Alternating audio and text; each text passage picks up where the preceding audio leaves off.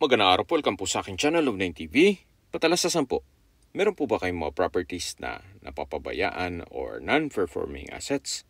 Plan nyo ibenta, pero wala kayong oras sa pagbibenta nito. Kung ito'y pagkakatiwala nyo po sa amin, tawag lang po kayo sa aking numero, usap po tayo, gawan ko po ng video for free. Yes, libre po, wala po kayong babayaran. Tutulungan pa namin kayong mabenta ang inyong property. Kami na po bala sa marketing, sa boosting or paid ads. Even sa tripping, hindi na po kayo mapapagod sa pag-entertain ng mga buyers. Kami na po bala sa lahat. Tawag lang po kayo. Nandito po tayo ngayon sa Tagaytay kung saan meron po tayong bagong video presentation. Isang residential property na may lot area na 558 square meters. Ito po'y titulado, buhay po ang may-ari kaya wala po kayong maging problema sa documentation o sa transfer ng title. Si owner po ay nasa Amerika, kaya kung ang interested buyer ay nasa Amerika din, pwede po kayong mag-transact dyan. Pacheck nyo lang po sa inyong kamag-anak itong property. Ito po ay along Barangay Road at meron pong mga fruit-bearing trees sa loob nito. Meron pong mga puno ng saging, langka at malaking puno ng mangga.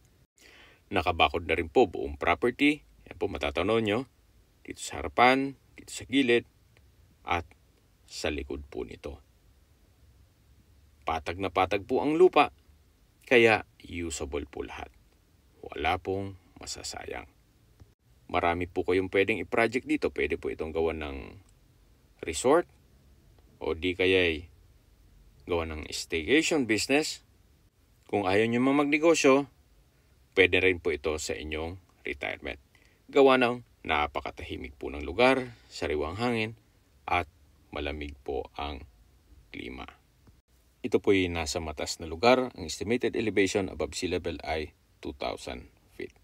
Ang kagandahan po pag ang property ay along Barangay Road, wala pong restrictions. Siyempre, walang association dues. Compare nyo kung bibili kayo ng property na nasa loob ng subdivision. Kung peace and order naman po, wala pong problema. Gawa ng napakalapit lang po nito sa Barangay Hall at meron pong 24 hours na tanod na naka-duty. So far po, zero crime rate naman dito sa area. Hanggang dito po ang property line sa harapan. Then, meron pong two-way cemented road. May maliit na structure po dito na kung saan dyan po nakatira yung caretaker. At dito po sa kabilang side naman ay right of way ng property sa likod po nito.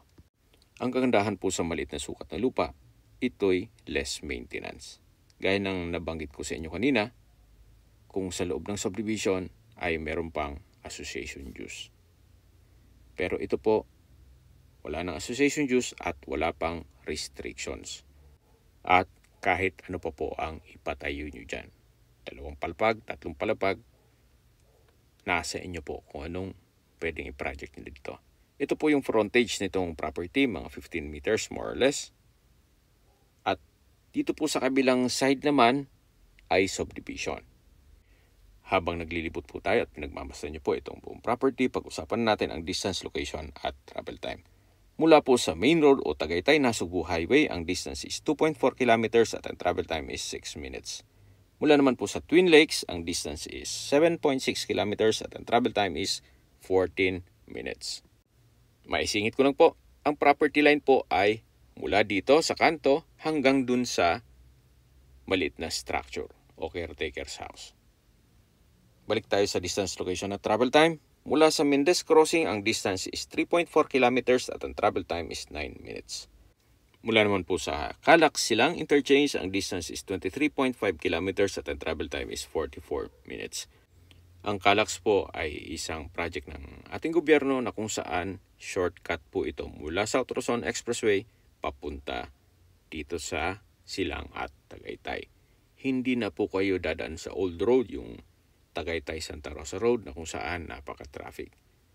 Diyan po mapapabilis na ang inyong biyahe. Mula naman po sa Tagaytay Rotonda, ang distance is 9.7 kilometers at ang travel time is 17 minutes. Kompleto na po doon gaya ng malls, hotels, restaurants, banks, schools, church at hospital. Yan po yung lagi kong binabanggit sa aking video na dapat nyo i-consider sa paghahanap ng property yung meron pong malapit na hospital. Hindi ko naman po sinasabing sakitin kayo. Yan naman po ay for emergency purpose lang naman. At mula naman po sa Manila o sa airport, ang distance is 67.3 kilometers at ang travel time is 1 hour and 21 minutes. Ito po yung dulong parte ng property. Ito pong merong kubo ay iba na po ang may-ari niyan. Sa presyo na po tayo. Binebenta po ito ni owner sa halagang 12,000 pesos per square meter. Kung may mga katanungan po kayo, tawag lang po kayo sa aking numero. At sa mga kababayan man natin na sa ibang bansa, meron po akong Telegram. Sa mga iPhone user man, may message. Meron din pong Imo, Skype, Viber at WhatsApp. Same number lang po, 0917-316-3399. Sa mga nagtatong naman po ng aming Facebook, meron po kami Facebook page na Nov9 TV at Facebook Reels video. Meron din pong TikTok at Instagram.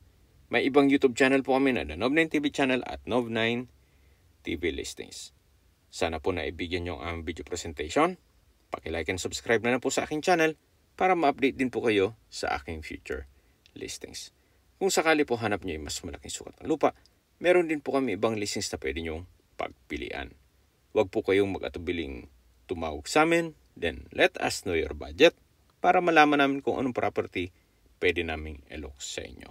Sa lahat pong viewers, subscriber at nagtiwala po sa amin, salamat po sa suporta. Ingat po kayo lagi at yung pamilya. Maraming salamat po.